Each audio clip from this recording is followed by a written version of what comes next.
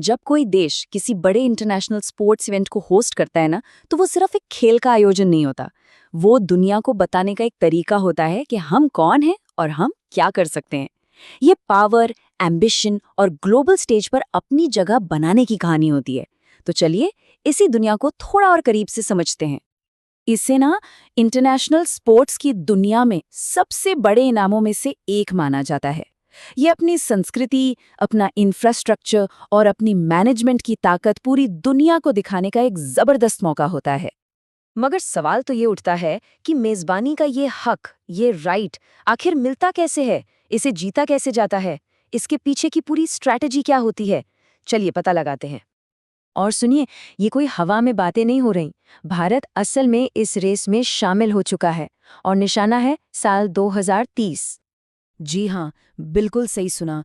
भारत ने 2030 के Commonwealth games को होस्ट करने के लिए अपनी ऑफिशियल बिड, अपनी दावेदारी पेश कर दी है। और ये एक ऐसी खबर है जिसके मायने बहुत गहरे हैं।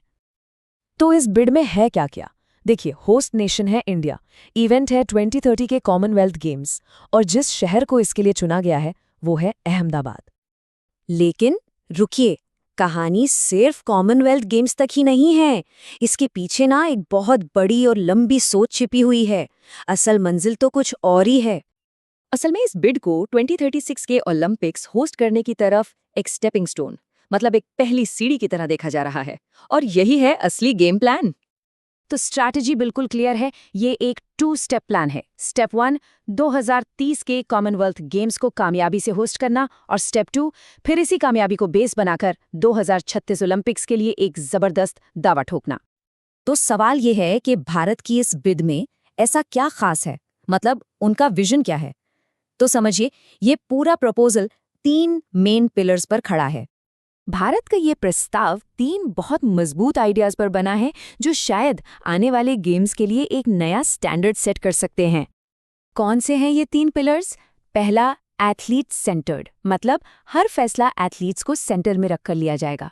दूसरा, सस्टेनेबल, यानी एनवायरनमेंट का पूरा ध्यान रखा जाएगा और जो इंफ्रास्ट्रक्चर पहले से मौजूद है उसी का इस्तेमाल होगा।